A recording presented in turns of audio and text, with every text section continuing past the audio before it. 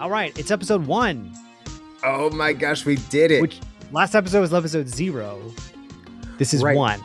So it's kind of like that Men in Black thing where we erase your mind and like it never actually happened. It never happened. That was just a possibility that we might do a thing. And I will say, I've kind of been, I don't want to say like shocked because I think it's a good concept, but I've been really happily surprised that so many people have like engaged with this so far. And we've only put out intros basically. Yes. Yeah. I think I forgot about the value in just talking about things that you like with your friends.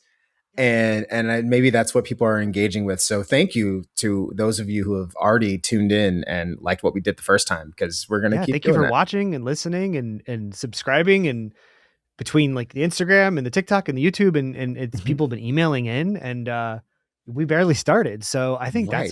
that's a great sign. Yes. Speaking of which, I just want to hit up a couple of these emails that we got. Like this first one from Mila. We got listener episode 1. We've got listener emails. How crazy! Get on board now before the partnerships start. Yes. This episode brought to you by It's not. It's brought to you by us. What's that one? It's brought to you by us. What's that one? The Rocket one that everyone always. Oh, Rocket Mortgage. Yeah, that Rocket one. Money. Rocket Money is like, how many things do you subscribe to? Delete them all. Which maybe I need that. There's a lot of BetterHelp, which I hear is maybe not great. So we'll see. I want therapy for everybody, but like it's when it's monetized the way that it is, I don't know. Yeah. Anyway, this is brought to you by us. Yes. By our own sweat, blood, and tears. We haven't sold out quite yet. Okay, so we are available for purchase. No, truly. Okay, so one of the first emails we got was from Mila. I hope you're saying your name correctly, but Mila brought up a book called The Deviant's War, a nonfiction historical recount of astronomer and LGBTQ plus activist Frank Kameny and his decades-long battle fighting against the discrimination of queer people in the U.S. government. I love this because we haven't brought up books. I mean, this is only our first episode, but we want to bring up books too. We're not just talking about film and TV. We're going to be talking about all kinds of media that inspires us. So I'm so glad you brought that up. I also need to read more. I made it a New Year's resolution to read today. More. Yeah, wanting to just read a little bit more. I used to do it so much. I think what happened was after I graduated college, I went on this kick of only reading graphic novels, some of which are like sitting around me today.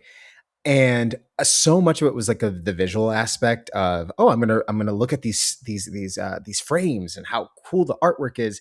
And I got so enraptured with looking through the lens of a comic book or a graphic novel that I forgot what it's like to just sit there and look at not a blank page, but a book with words and use my imagination. So I need to get back into that. That's a goal of mine. I have a very similar trajectory where when I moved to Los Angeles about 15 years ago, I was like, okay, I'm all in on film and television. So I started reading screenplays and scripts, and I just spent so much time reading that. And then I, because I was writing a lot, I started reading books about writing and screenplay writing and writing sitcom pilot writing. And then, in the last few years, as I've started my own production company and business, I'm reading books about running a business and creative stuff. And so I just found myself getting out of the rhythm of reading fiction. And this is not fiction in this case. This is a historical, autobiography. Is that what this book is that our listener is referencing? I'm not sure. It's a non-fictional historical recount.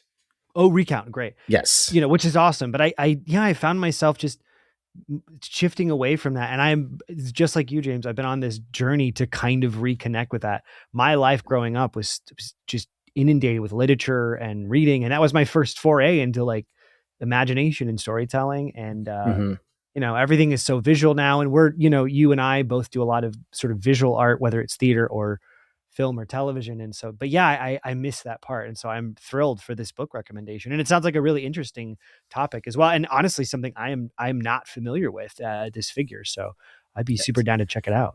Yes, thank you for that. Jack also sent in a letter, and they were recommending some songs, some music for us to listen to. And I'm a big Great. music buff, so this is great. I always love a recommendation. So, what are And the I'm bad at songs? music because I never know what's cool or what's interesting, and I don't know where to start. So please help me.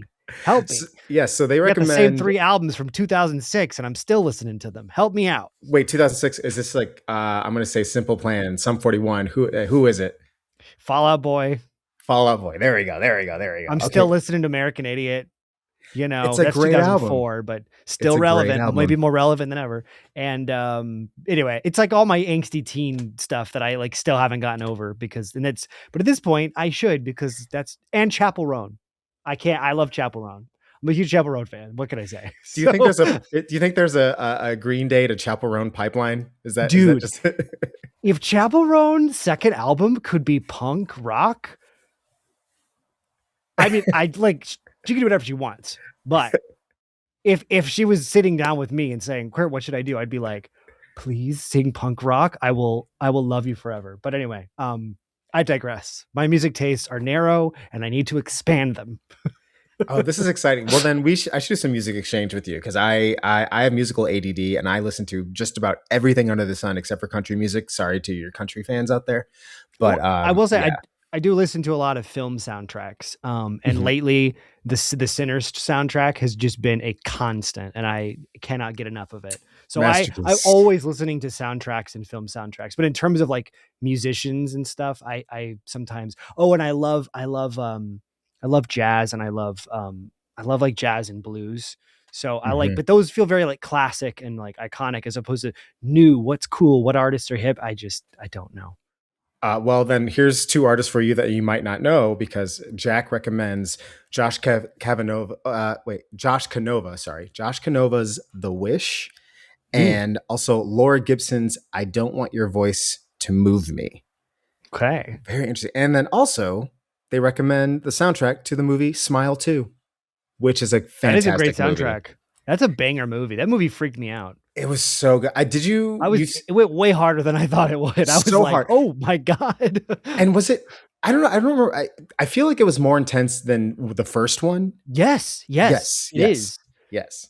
It is Um, gnarly. but also what I appreciate, and again, the dancer in me is always going to call this stuff out. The way they use choreography in such a menacing way throughout that movie is so Yeah, good. so good. And yeah, the soundtrack is fantastic. So also recommend. All right, last thing. In Suicence, I hope I'm saying that correctly. I hope I'm saying that correctly. They and Curt, you'll probably be able to speak a lot about this, but they were personally connecting with Andor, and I think, yeah, Have you watched Andor, James? I've only watched a little bit of it. Yeah, totally fine. Mhm. For my money, it is. I know there's been a lot of the newer Star Wars stuff is hit or miss with various people. It all was worth it for Andor. Like genuinely, I believe and I feel in my bones that Andor is like one of the single greatest works of episodic fiction I've ever seen.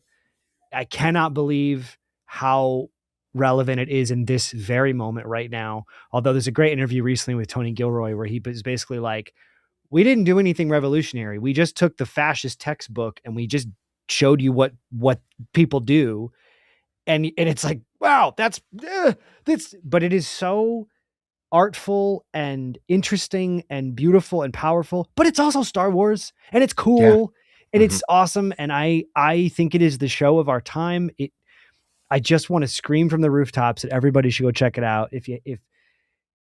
Yeah, if you love Star Wars, I think there's something for you. If you're like, I'm not a Star Wars person, I actually think it even more is made for you.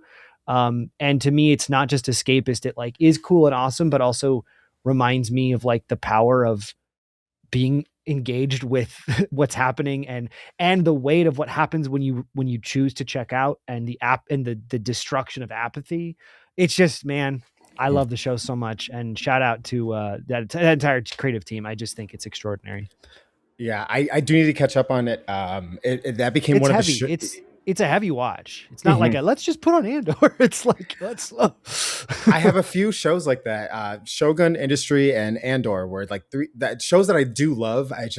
I have to like give myself the emotional weight and time to absorb them. So it is on my list Absolutely. as well. It's a To great.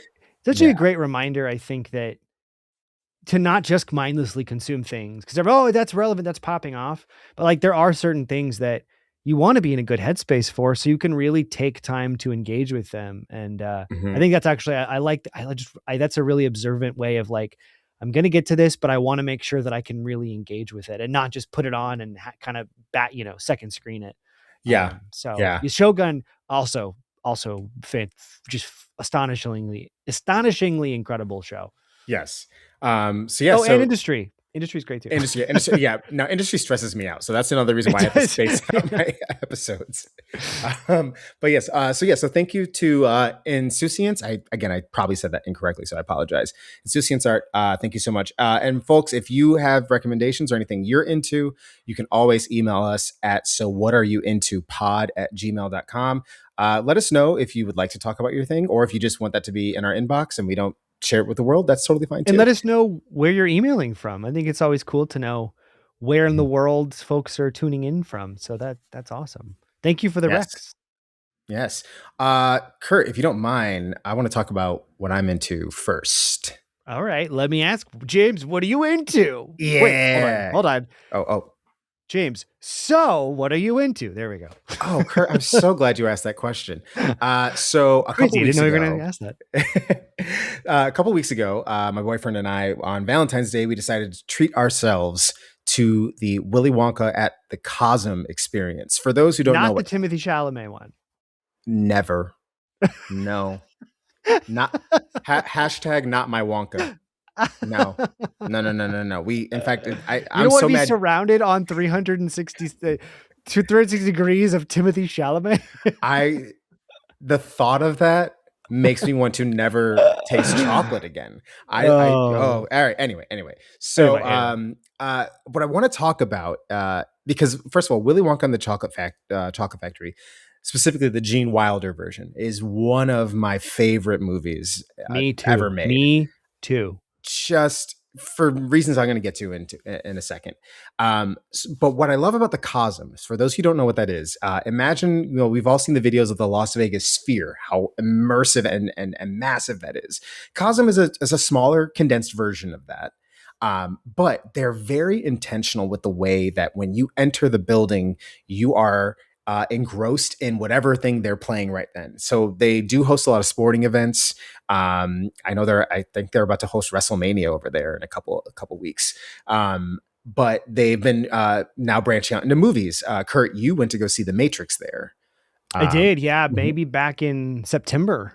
They do mhm, the Matrix like every weekend or something. They keep it playing on loop. And yeah, we mhm. literally walked in the venue and everything had green string lights going. And Yeah, yeah, it's like from the second you walked in, it was very much a vibe.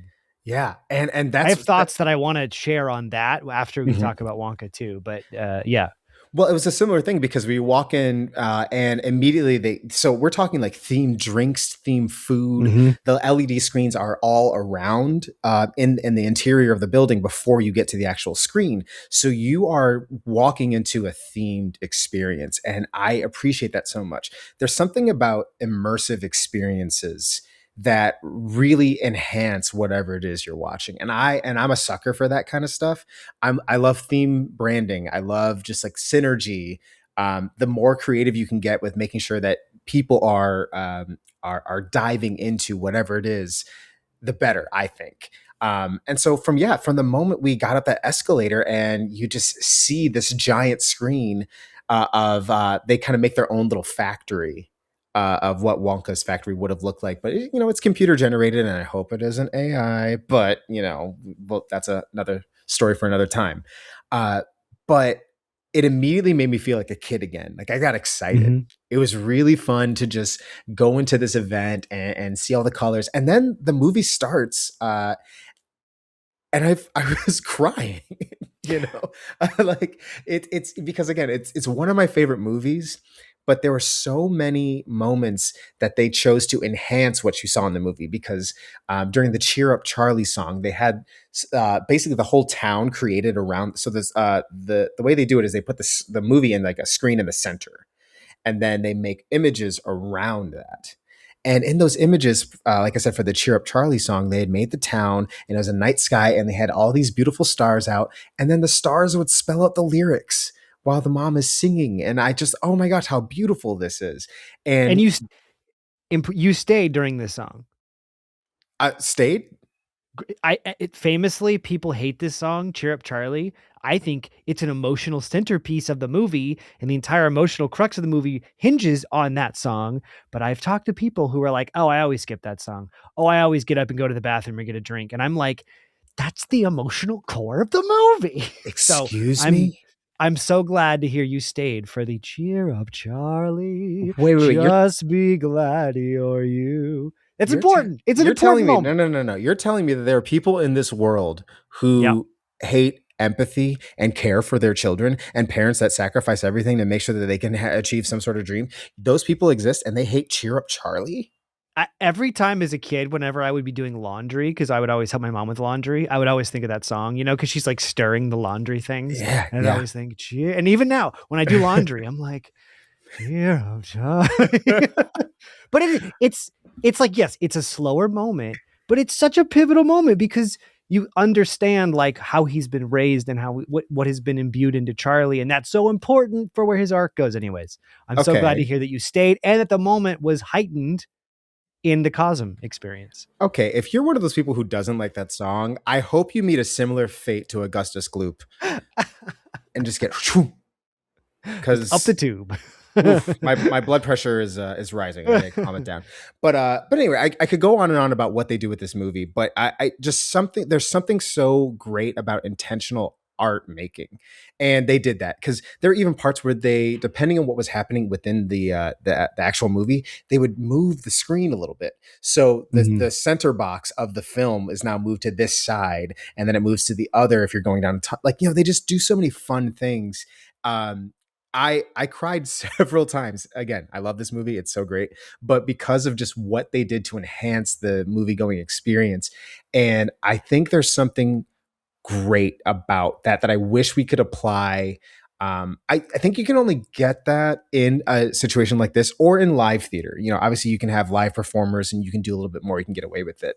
But I found that I don't need every movie in the near future that comes out to adopt this style of entertainment, but I think we need to have more of this because it gives people a if you're going to pay all this money to go to these things, if only movie ticket prices are getting more and more expensive, let's do something to make it a little bit more exciting and fun and inspiring. Because I left that feeling like, oh my god, I want to make something like that one day. I totally agree. It was interesting when I went and saw The Matrix, also one of my favorite movies of all time. I honestly, Willy Wonka as a kid and The Matrix as a teen, maybe two of the most formative movies for me of like, I want to do this and make things in my life. And, Willy Wonka is so much about creativity and The Mhm. Matrix is so much about freeing yourself from, societal expectations. Love those movies. But So, Kurt, what you're saying is you followed the Willy Wonka to Matrix pipeline as well. yes, Yeah, very yeah, yeah, much, yeah. very Good, good, much. good, good, good. But my takeaway from the Cosm was I was on this kick where I had just been in New York, maybe like a month or two before that, and I had just seen 3 shows. I saw Darren Chris's show, maybe Happy Ending. I saw Sunset Boulevard, and I had seen Sarah Snook in Picture of Dorian Gray, Mm. and all three of those shows, in very different ways, use, I would say, immersive video elements.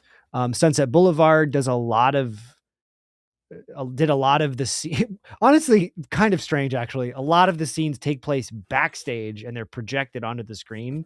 And part of Mhm. me is like, okay, I would like to watch them on stage. Anyway, whatever.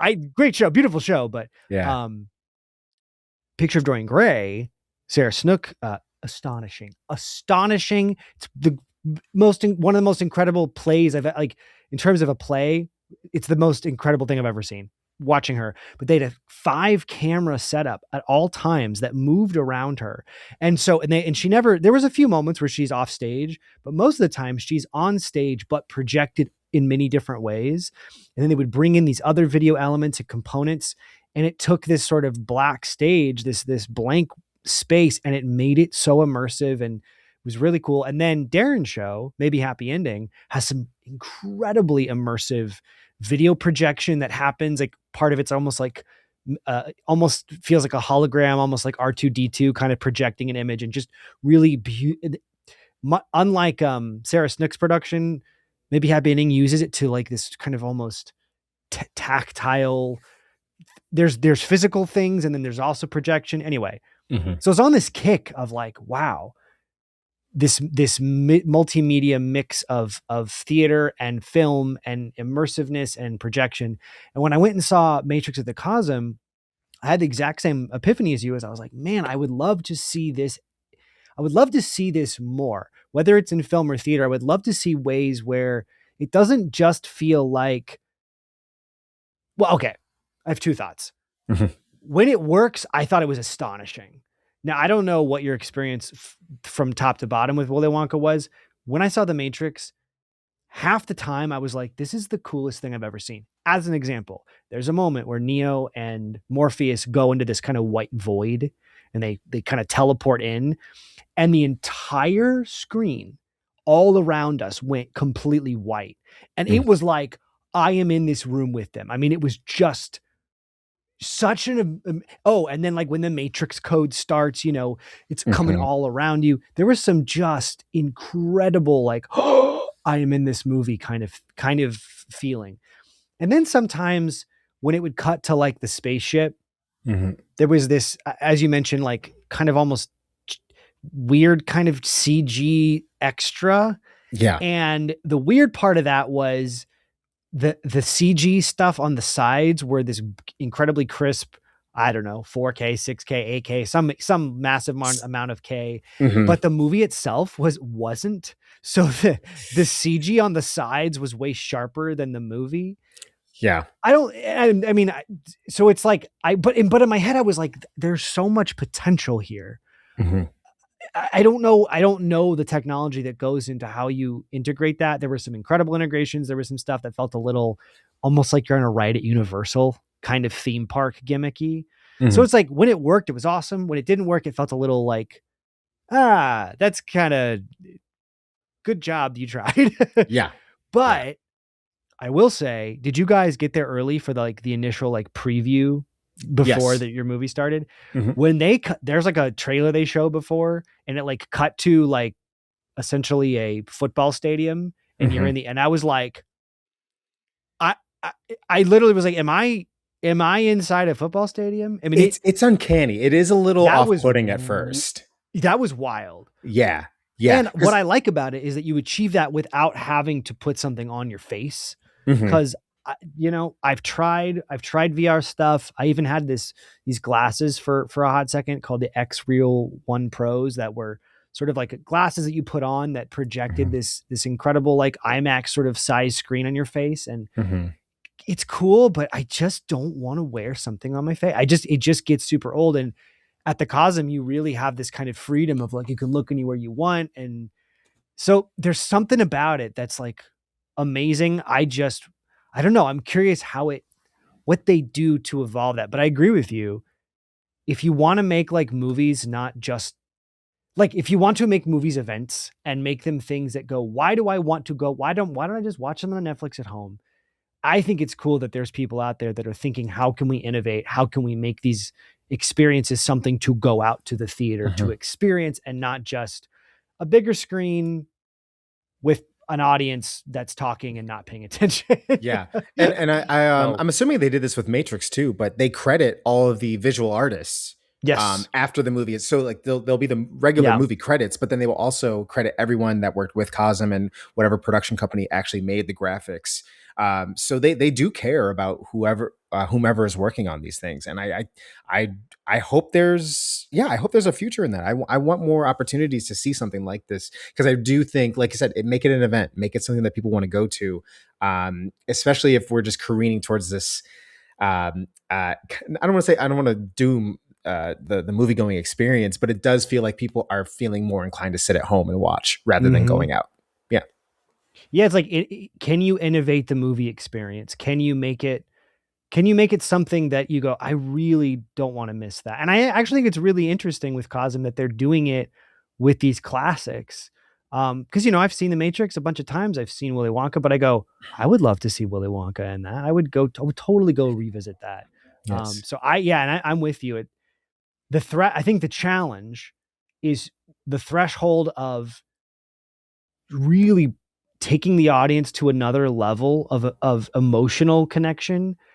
And then there's like a very fine line where it can quickly become a gimmick, and it Mm-hmm. can become, like I said, almost like a universal theme park ride where you're like, Yeah. the idea is like, wow, isn't that cool? You don't really Mm-hmm. feel anything. It's like, oh, great job. Thanks for helping us do the thing. Be sure to exit the row safely, and Yeah. that's cool. That's a valid fun experience, but it doesn't go as deep and as rich as like I would love if I'm going to watch a movie. So Mm-hmm. yeah, but there's something there. There's something really compelling there. Mm-hmm. So I hope these kinds of things find more of an audience. Yeah. Was your audience full? Was there I quite a few believe, people there? yeah, Or? there was also because it was Valentine's Day. I think people just were using that as a date night experience. So yeah, we were pretty packed, and it wasn't just adults. There were kids there too. I think it was just, yeah, it was just a really good. Oh, I want to give you one little anecdote about it though, not about the movie, but about the fact that so we ordered like four different big entrees, and our waitress was like, you guys are gonna eat all that? Like and it almost seemed like a challenge because the runner brought the food out and we devoured that plate. And I wanted to see that woman again. I was like, where is she? I need her to see that we destroyed this food. Destroyed this. And we destroyed this. So I'm proud of the two of us for getting through that. Uh, I um love that. all right, well, Curt, I gotta ask you a question. Yeah. What's your question? So what are you into? Here's the thing. Today, my answer is, what am I not into? Oh, already we're taking a left And I'm turn. confused. Okay. Something that I used to be into. And this year, around this time, it's happening, Mhm. but I'm not into it. And I will say, in full transparency, the last week and a half or so has been incredibly busy. There's just been a lot of like worky stuff. So I haven't had time to go watch a lot of things the way they'd like to. I finished Night of the Seven Kingdoms, loved it. Wonder Man, loved it. I Mhm. talked about it last time. Go watch it. It's great. But the thing that I wanted to chat about today that I used to be so passionate about, and every year I find myself disconnecting more and more and more, and that is award season around everything. Emmys, Oscars, Golden Globes, Actor what am I missing? awards. Yeah, Grammys. yeah, Yeah, like there's all these things. yeah. And I've been trying to unpack like why I'm, because I've seen all these films, I've seen all these shows. And in fact, a lot of the things that are winning or have won are things that I'm huge fans of. Like The Pit. Mm. The Pit swept Oh, yeah. pretty much everything. Mhm. And I love that show. I watch it every week. And so, but I found myself in years past, I would literally carve out in advance. I'd go, what day are the Golden Globes? Okay, great. God, I can't do anything that night. What day are the SAG Awards? What day are the whatever? Mhm. And this year, literally, I was driving back it was Kim's birthday. We went out of town and we were driving back and got home at like 6 p.m. And I get on Twitter, X, and it was like, the SAG Awards. And I was like, oh, is that tonight? And I was like, do you want to watch the SAG Awards or do you want to just like chill? And was like, nah, I'm good. And that was so weird. It was so strange. And so anyway, I'm trying to unpack what I have disconnected from in that regard.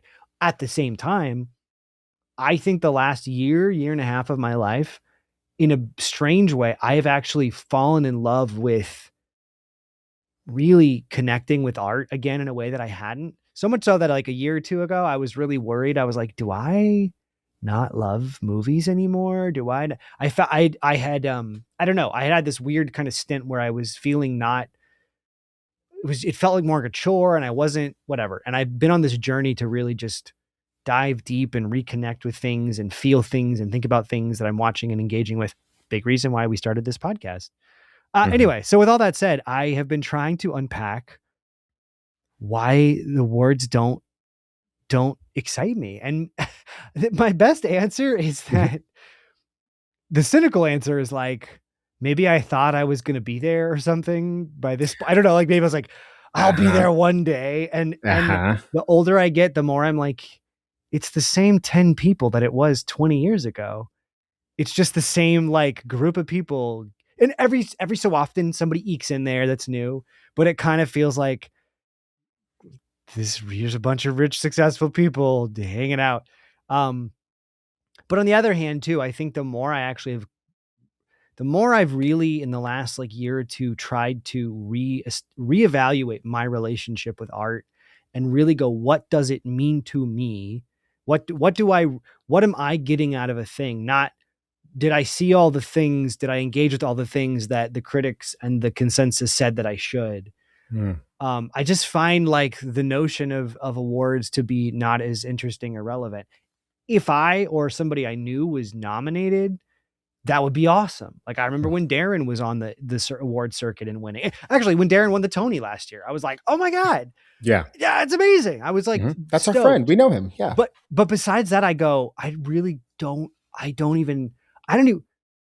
Prior to Darren and maybe Happy Ending, I couldn't even tell you who won the last few Tony. Like I just anyway. So I've been trying to ask myself this question. Do you have any thoughts? Well, actually, I'm going to ask you another question, Yes, and this is please. Interrogate me. so. First, do you remember when you started, um, even tangentially watching an award show? Yes, Hmm. 2000. And Hmm. it was the year that Gladiator was nominated. Hmm. And I had watched Gladiator and it, blew my mind as a young aspiring, oh, I think I wanted, this would be so cool to be in movies or whatever. And I remember watching it and then there was a big upset because A Beautiful Mind won. And yeah, and I remember like every year from then on, it was like appointment viewing, and nobody in my family or friends like cared about this stuff. It was just Hmm. me being like, I gotta watch the Emmys, the Golden Globes, I gotta watch, even the Grammys, even though like I didn't know a lot of the music, I just felt like I need to learn what the best things are. But it was right Hmm. around 2000, 2001 ish, Hmm. for the last 25 years of my life. Yeah. Um, Yeah.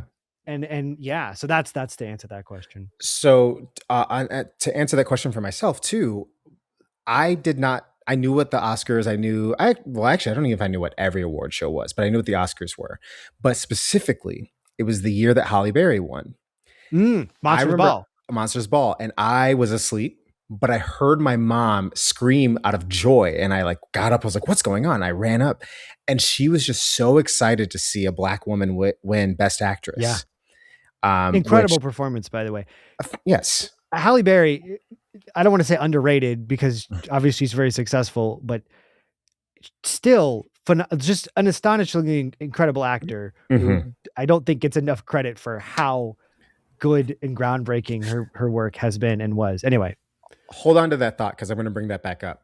okay. But I remember seeing the joy that my mom had from that. And I had to have been 9 or 10 years old when that happened.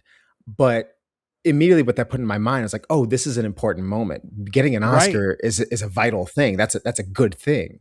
And so from then on is when I started to pay attention to what movies are getting. Now, did I go see a lot of these movies? No, because I was still probably too young, and my parents weren't necessarily like chasing Oscar winning movies to go see. But I knew that they were important. And so then I would start Right. to tune in more to like, ooh, who won this best supporting actress? Who won this? And so then, in my mind, as a young performer who would then pursue this professionally, I felt like I had to be in the know of who's doing this stuff because they're doing the best work out there. They're doing this. Um, what the caveat to us? So we keep calling it best because that's what these award show call it. They say this is the best, this the best cinematographer, best director. I'll tell you what's made award shows a little hollow for me is the day I learned that everything's just a little bit political, and it's who Hollywood decides they want to honor. And who has the budget Mhm. to even roll out a campaign. Yeah. Like you could be a movie that everyone's like, this is amazing, but if you don't have the time or the resources really Mhm. to hold screenings and events and wine and dine potential voters of different academies, Hmm. you it's probably not going to happen. And Yeah. like, I always just thought, oh, it's the best ones, just the best ones rise to the top. And then that's just It, not true. It's not true it's at all. because here's the thing, art is subjective, right? And so whether it's the Hollywood Foreign Press, whether it's the Academy, whoever's voting on this, they vote a specific way, and they will choose their movie and their actor, their director, what have you. But to us, and I say us, common folk, because even, yeah, you and I are in the industry, but at the same time, like, we're not up there right now. And so to the rest of us, we're seeing the low budget indie film that is crushing it and has some of the best performances you've ever seen, but they don't have the money to impress upon the powers that be, so that they're getting wide releases, or they're getting recognition, or getting people on press tours. Sometimes they just can't do that, and so we might call something a cult classic, but it might only be that way because they just didn't have the money to get further than that point. Doesn't mean that they were bad. Mm-hmm. Doesn't mean that it was worse than anything else. It's just they didn't have the backing that some of these other films had. I also think too, doing the kinds of creative projects that you and I have been super lucky to be part of over the years, Mhm. and the blood, sweat, and tears, that goes into making something, like, especially with theater, you know, there's so much good theater that it will never make it to Broadway.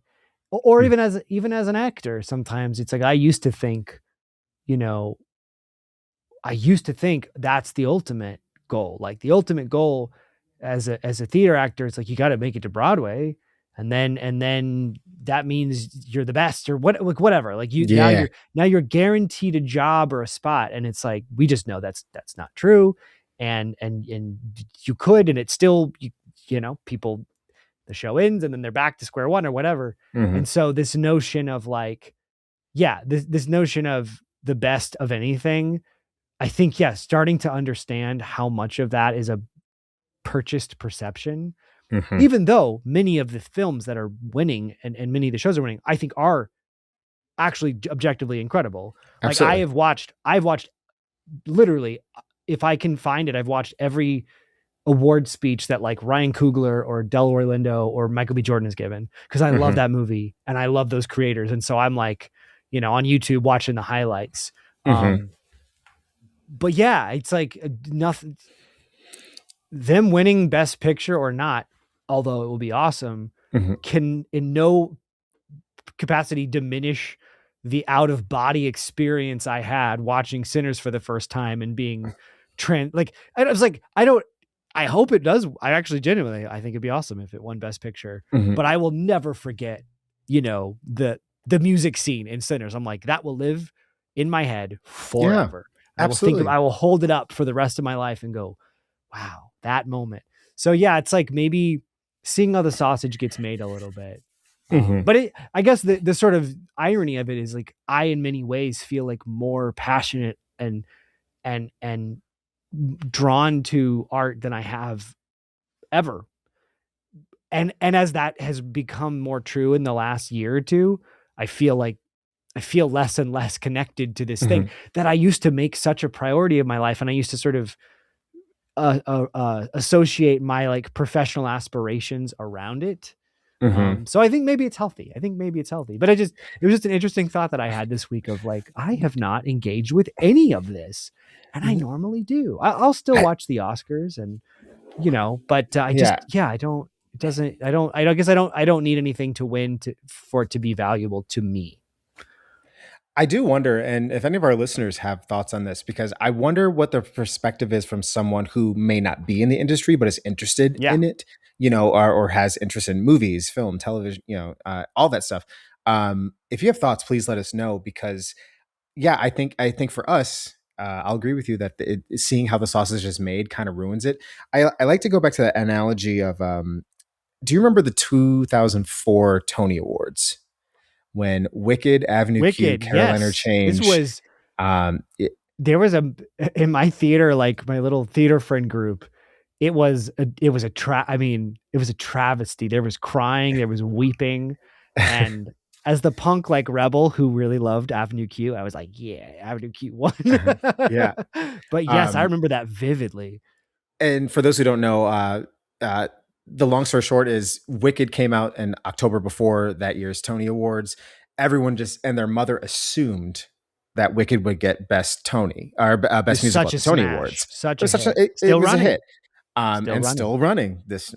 Okay, now I was going to say something. I'm not going to say that, but uh, but they Avenue Q was also running at the same time. Again, a beloved musical, very funny. It's and then ended up playing off Broadway as well, and it's toured. People do it regionally all the time. It has a long lasting legacy.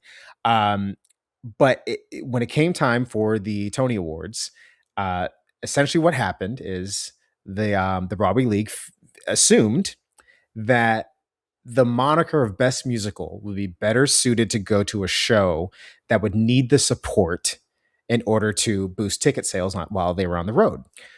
Therefore, they figured Wicked was going to be fine without it, and that the rumor is that that is the reason Avenue Q got the Tony Award for Best Musical so that they could succeed and have a little bit of a longer life. So when you hear stuff like that, the moniker of best doesn't really mean anything to me anymore. Yeah. Yeah. It's about okay, how can the producers get the most amount of money out of this? Yeah. And Yeah. that's where the decisions goes. At the same time, I do think what you said about your mom and her reaction is really valid and powerful. And Mm-hmm. like, there is something incredible about seeing something that hasn't happened before break through, or seeing like representation Mm-hmm. of a story or an experience. So it's like, I don't want to be like, the Oscars don't matter. And I don't get, it's like not that, because I actually think there can be really powerful, like, as a kid, what inspired, was watching these shows being like, wow, I want to do this. So I can firsthand say that like those things actually really inspired me. And so I think that's actually really true.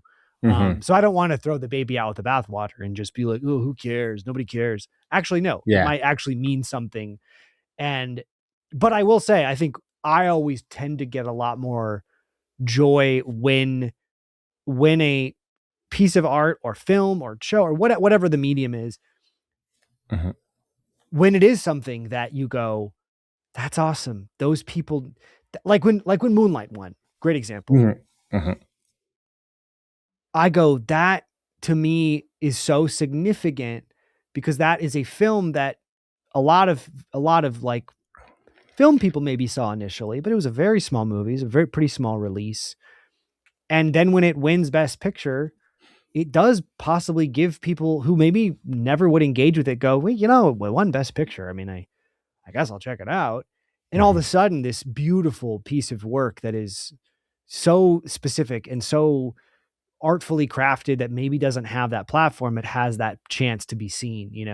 And so Mm-hmm. you go, it's like I do kind of go, if awards are going to do anything, I do love it when they recognize something that is something new and different and fresh. And I know people have different, opinions on what should award be. If I was king of awards, Mm-hmm. I think it's like my parameters would be what pushes the medium forward and does something that no one's ever seen before, or shows something that we've never seen before. Not just like, it's like when Green Book won.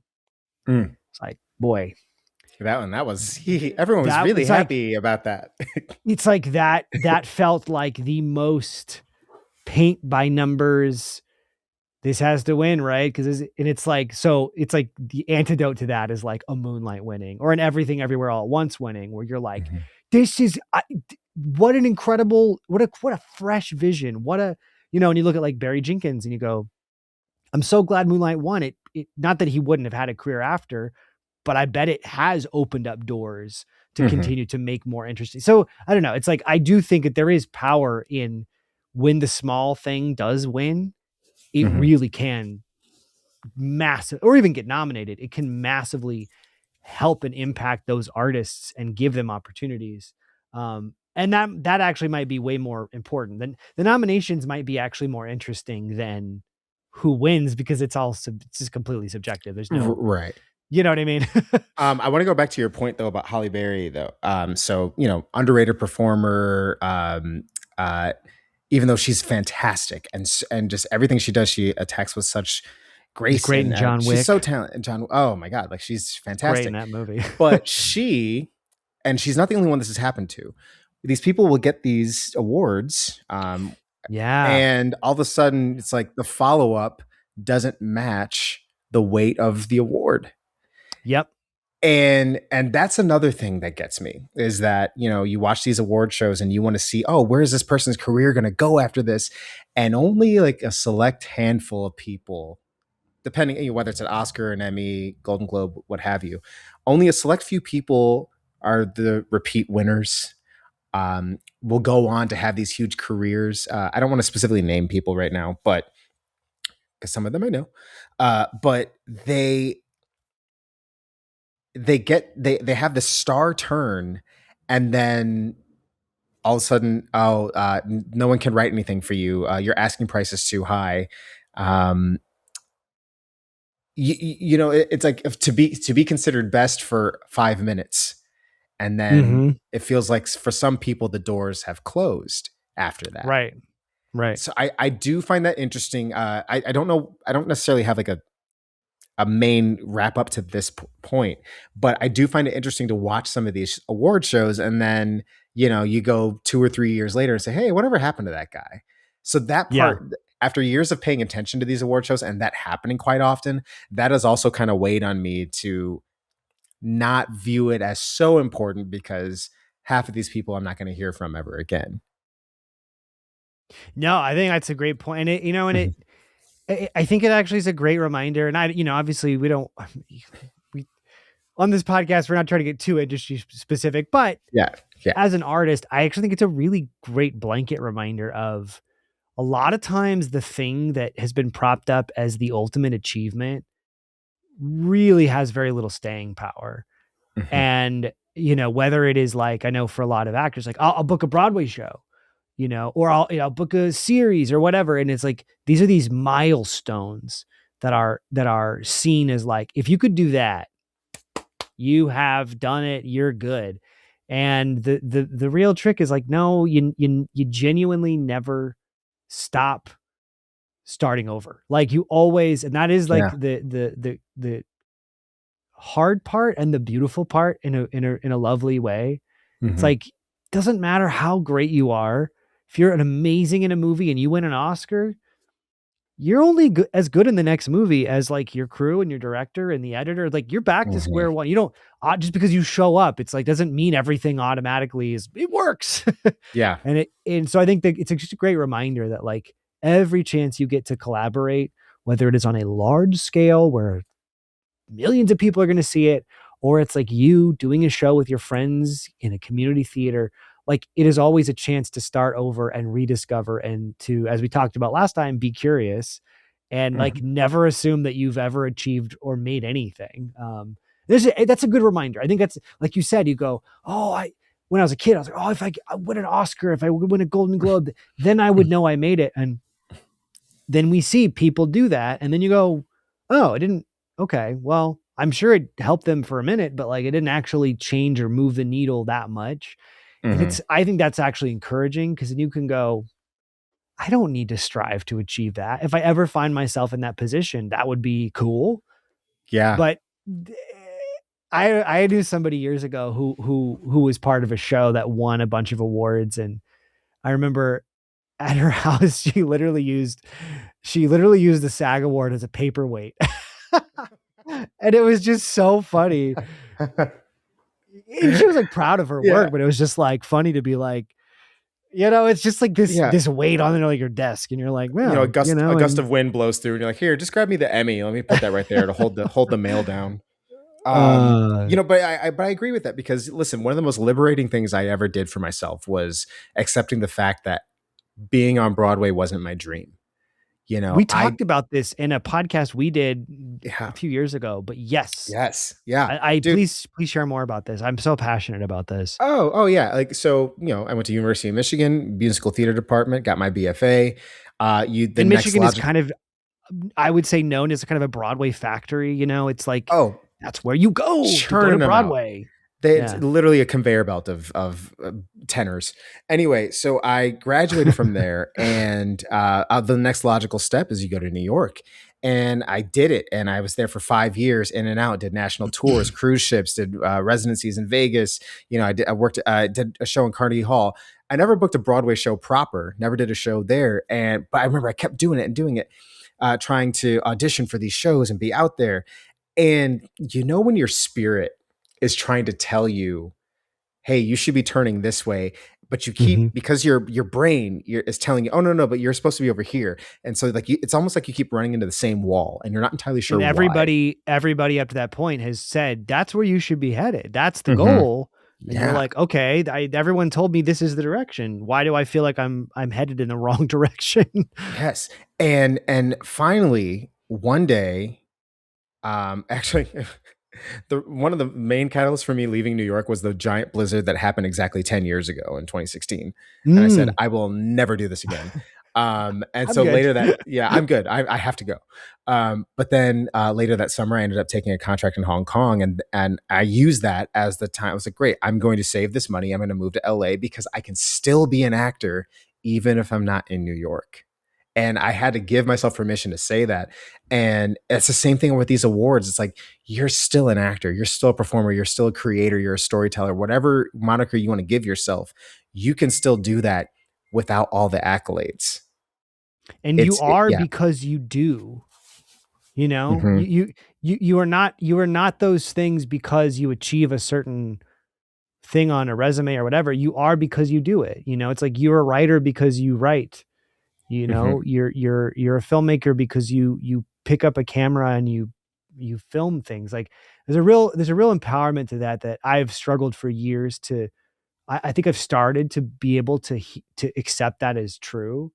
Of like I am this because I do it, not I will be once I achieve X, Y, or Z. And hard, but it's like, I guess that's like a message I'm so passionate about putting out there. If anybody has any penchant for creativity or artistry, it can be so easy to be like, oh, well, I'm not really that, but like, maybe one day. And I just want to be like, no, you are that. If you do that, if you do Hmm. it now, and if the joy you get is because you get together with friends and you put on a little play in a garage, you Hmm. do theater. It's like you are, Yeah. it's like it doesn't, yeah, diminishing and removing those, what's the word I'm looking for? The gatekeepers who are like, well, it's not real unless you are in New York Hmm. City on a stage that has Hmm. X amount of seats in it, and it has Hmm. been deemed it's like, it's the antithesis of what art is. Yeah. But you, you but you know what know? art is for me though, and I'm gonna bring it full circle, is that, so that feeling I had watching Willy Wonka, a movie I've seen countless times, but seeing it in this capacity with the animation created around it and the music swelling and all that stuff. The reason I want to be a performer is because I want to do something that helps someone else feel that same way. That's why I still Yes. do it. Hmm. So it's almost like I'm chasing the high of connection. I Hmm. want to do work that connects to people. I want people to be happy and laugh and cry, and based on a performance that I'm a part of. I still live for that, and that's how I know I still want to do this. I I had a conversation with Kim this week that we were talking about the notion of like, when you're a kid, what is your dream? What do you want to be? And I think it's so easy it's so funny. We literally talked about this yesterday. We tend to put dreams in terms of achievements, in terms of I will achieve a certain thing and then I will obtain a certain title. And therefore I will be that I will have achieved a dream. And we were talking about how, that's so rooted in sort of systemic, like Western capitalistic ideas of climbing your way up the ladder and whatever. But Mhm. that actually, like a dream, that word in and of itself, taking the power back to be like, a dream is not a thing you achieve. It is when you are at your most you, when you are like at the most effortless, and not that there's not effort involved, but when you feel like I am operating in everything is making sense. And I was telling Kim, like, when I am on when I'm on stage, and I think film too, film is a little more tedious and meticulous, but between action and cut, I feel the same way. When I'm on stage, I don't overthink anything, and I overthink everything every moment of every single moment, except when I'm on stage or I'm performing, and I feel this complete confidence. And I'm not saying I'm awesome, I'm so good, but it's like I'm so connected to what we're doing. And then on the flip side of that, getting to share it with an audience and giving and letting it go and letting it become theirs. That, like you said, that's what my favorite artists have given to me when I'm in a theater and I'm watching something and it speaks to me and I'm like, oh my God. Like, it was me with Wonder Man, watching Wonder Man, Mm, just being like, I feel so affirmed and seen. And oh my, it just, and man, it's like exactly like that is the goal. And I think we're in as much as horrible as things seem yeah. across the board, in a lot of ways, but especially with art and AI and the consolidation of everything or whatever. There is this exciting thing. I think that we are at this precipice where we can create experiences and art and moments that reach people outside of this system, outside of it has to go to New York and be on Broadway, or it has to be nominated for an award. It's like we can create things that can go right to the person. And even if one person feels something, Mhm. that it's like that was it. That was the whole thing. That was it. And Yeah. that's that. And then I'm right with you. It's like that's why I keep doing it. It's like, and it's I think maybe that's the epiphany of like not caring about awards as much is like I've gotten a chance to make things that have reached an audience and have moved them, and I've been moved by that. And I'm like, that's the good stuff. And if someone wants Mhm. to give you a statue, like that's cool. But that's what we're chasing here. Yeah. Yeah. I love that. I'm so Chasing the glad dragon. chasing that dragon. I'm so glad you brought that up. No, that's lovely, and I'm glad. Do you feel like you've kind of answered your question as to why Yeah. you've Yeah, I think it's removed like, and it's yourself? really actually a positive thing, which is I think I'm actually more interested in art than I was a few years ago, and it's meaning more to me and it's speaking to me and it's giving me clarity and passion towards creating more of it and experiencing more of it in new ways. That like the notion of did I see all the movies that got nominated is like, I don't know, whatever. I saw this cool, let me tell you about this weird thing I found on Canopy the other night, and it blew my mind. And I had to go for a walk out.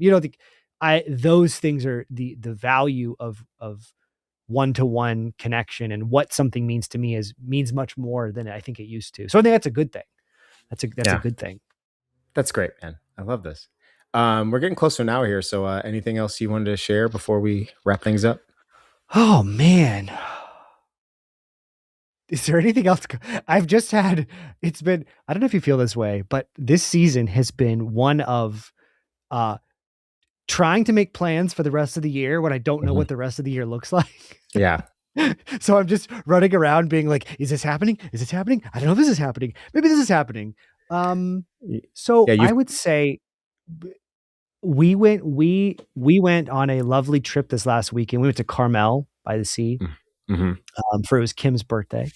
And it was just so lovely to genuinely not think about what I have to accomplish in the next 24 to 48 hours.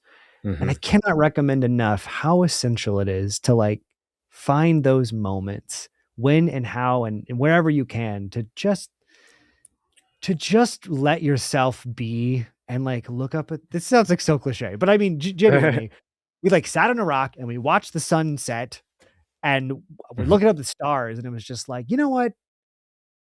Everything's fine. Like, Yeah. like everything's like it's so silly, but there is something so powerful about getting outside of our little bubbles and reconnecting with the stillness of nature. Okay, here's the thing I actually wanted to share. This gets me Yeah. to this.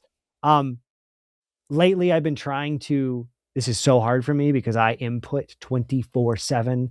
I love the sound of humans and voices and I'm just always inputting.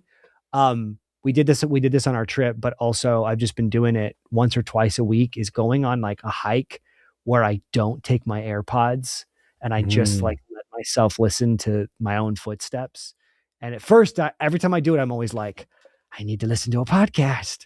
And then by the end, I find my heart rate has come down. My mental state is always super clear and focused. I just feel so much more at peace. So even Mhm. though this is a podcast about consuming media and thinking about things, sometimes don't. Yes. Don't do that Don't sometimes. don't do it. No, I love that. Can I share something similarly though? Please. It's more like it's more of a concept, an idea to share with everyone. I am currently working on letting go of some narratives that I've created for myself over my 36 years of living. Yup. I've told myself a lot of times that I can't do something, whether it's because someone else told me I couldn't do it, or I just convinced myself that I physically or mentally was not able or capable of doing it. But Paul and I were out of town last week. We were in Costa Rica, and for the first time in my life, I surfed. Now, that's not something that's ever been presented to me. No one has ever offered to teach me or anything like that.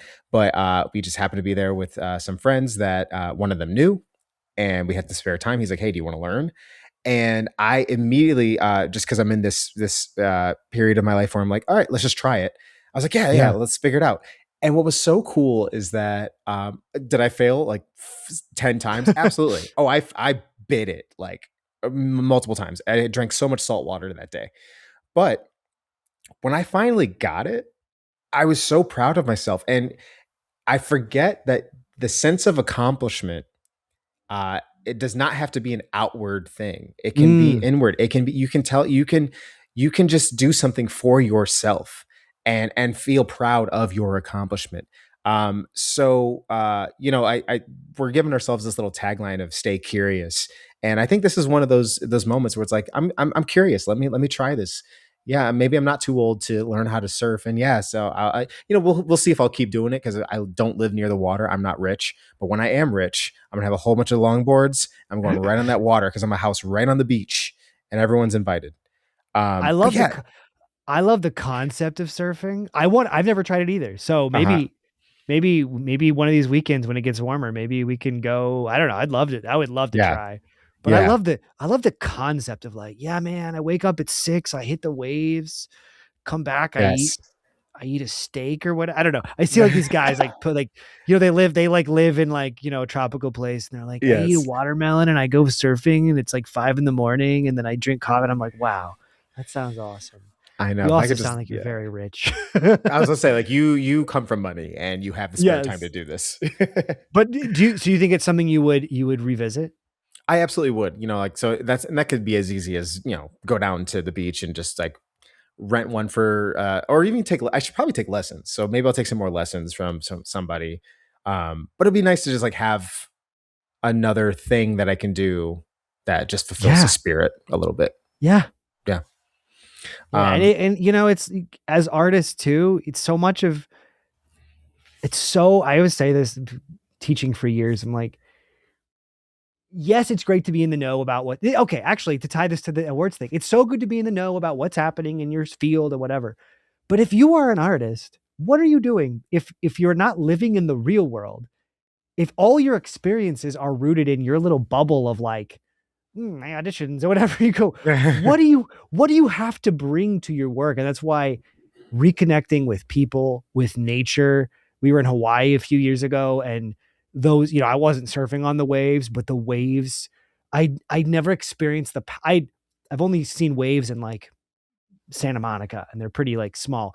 Seeing those waves as they crashed over me, it was like a oof. spiritual experience of like, I am so small. This is like, it is so powerful. As if you are interested in creating art, it is so powerful to experience things outside of the industry of it. I think it's Mhm. vital actually. Yes. And it sounds like we both kind of have been on that wavelength a little bit of like Yeah. doing stuff that's strange and different and weird and a little uncomfortable at first, but on the other side of it, you're like, wait a minute, I'm in the world. I'm touching it. I'm feeling it. I'm tasting. I'm drinking the salt water. Uh, Mhm. Yeah. so I love that. Uh-huh. Amazing. Well, folks, yeah, we're going to wrap things up here. As always, if you have any questions, comments, if you have some recommendations for us, you can reach out, email us at sowhatareyouintopod@gmail.com, and we may read your letters on the show if you would like us to. Also, follow us on Instagram, on TikTok at the same So What Are You Into Pod. And then we're on, did I miss one? YouTube. We're We're on on YouTube. YouTube, and we're Yeah. also on Spotify, which Oh, yeah. Spotify, listen, I know there's a lot going on there, but it is a convenient platform and they have video podcasts now. So if you want to watch this podcast on Spotify, you can literally just watch it on Spotify. Also on YouTube, it's the same thing, but it's available to Yeah. you in both places. All right. So, on behalf of Curt, I'm James, and I'm going to end this episode by saying, stay curious. Stay Bye, curious. everybody.